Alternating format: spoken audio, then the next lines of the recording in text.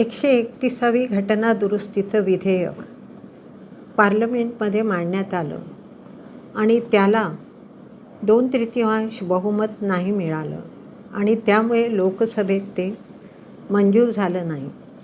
आणि या बाबतीत फार मोठा गदारोळ संपूर्ण देशात सुरू झालेला आहे की काँग्रेस पक्ष आणि काँग्रेसचे जे समविचारी पक्ष आहेत त्यांचा महिला आरक्षणाला विरोध आहे म्हणून. आणि त्या गदारोळाचं खंडन करण्यासाठी मी आज तुमच्यासमोर आलेली आहे. काँग्रेस पक्ष हा कधीही महिला विरोधी नव्हता आणि महिला आरक्षण विरोधी पण नव्हता. आणि त्यामुळे काँग्रेस पक्षाचा याला विरोध आहे असा जो बागुलबुवा करण्यात येतो आहे तो बागुलबुवा संपूर्णपणे खोटा आहे. आणि खरं पाहता ह्याला जे नाव यांनी दिलं आहे नारी शक्ती वंदन अधिनियम, तर हे नारी शक्ती वंदन अधिनियम नाहीच आहे. हे नाव नाहीतर 103ची जी झाली घटना दुरुस्ती त्याच्यातही नव्हतं, आत्ताही नव्हतं.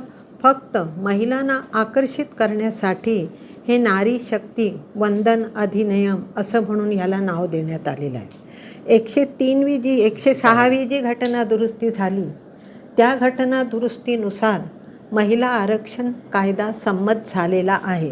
आणि त्या 106व्या घटना दुरुस्तीमध्ये जो महिला आरक्षणाचं विधेयक जे मांडण्यात आलेलं होतं सप्टेंबर 2023मध्ये ते त्यावेळेला मंजूर झालं होतं. आणि त्याला काँग्रेस आणि समविचारी पक्षांनी सगळ्यांनी त्याला पाठिंबा दिला आणि ते एकमुखी मंजूर झालेलं होतं. आणि 28 सप्टेंबर 2023 रोजी आपल्या राष्ट्रपतींच्या सहीने त्याचा अध्यादेश पण निघालेला आहे. म्हणजे महिला आरक्षण हे 2023 सालीच मंजूर झालं आणि त्याला काँग्रेसचा पूर्णपणे पाठिंबा होता. मग आता जे मांडलं गेलं 131वी घटना दुरुस्ती ती महिला आरक्षणासाठी नव्हती. ती 131वी घटना दुरुस्ती जी मांडण्यात आली ती डिलिमिटेशनसाठी मांडण्यात आली, म्हणजे मतदारसंघ पुनर्रचनेसाठी मांडण्यात आली. मग मतदारसंघ पुनर्रचना का आवश्यक वाटली सरकारला, केंद्र सरकारला, भाजप सरकारलाही का आवश्यक वाटली? पूर्वी जेव्हा ही 106वी घटना दुरुस्ती होती तेव्हा असं सांगण्यात आलं की आता आम्ही हे महिला आरक्षण लागू करत नाही, कारण आधी जनगणना होऊ दे, जनगणना होईल त्यांच्यानंतर मतदारसंघ पुनर्रचना आयोग स्थापन होईल आणि नंतर आरक्षण देण्यात येईल.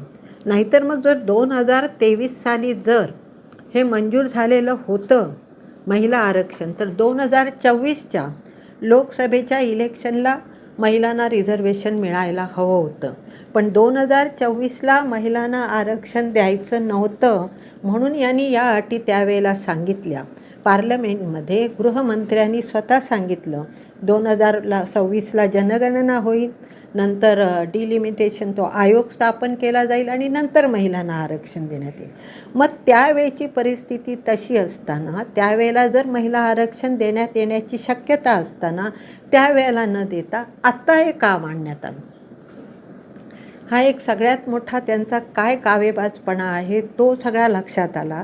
कारण याचं कारण एक आहे बघा, जनगणना आता 2026ला सुरू होते.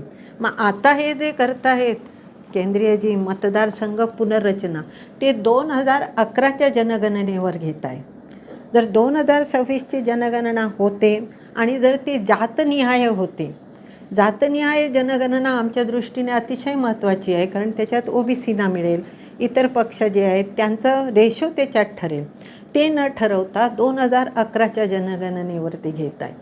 2011च्या जनगणनेवर जर घ्यायचं होतं तर मग 2024ला का देण्यात आलं नाही महिला आरक्षण? हा एक सर्वात मोठा प्रश्न आहे.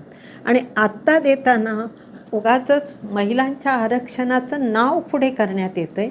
महिला आरक्षणाचा या विधेयकामध्ये काहीही प्रश्न येत नाही. परंतु या ठिकाणी आता 5 ठिकाणच्या विधानसभेच्या निवडणुका सुरू होत्या. 2 ठिकाणच्या विधानसभेच्या निवडणुका अजून प्रलंबित आहेत. अशा परिस्थितीत महिलांचं जे काही मतदान आहे ते स्वतःकडे ओढून घेण्यासाठी नारी शक्ती वंदन अधिनियम म्हणून हे सगळं पुढे ढकलण्यात येण्याचा त्यांचा प्रश्न आहे.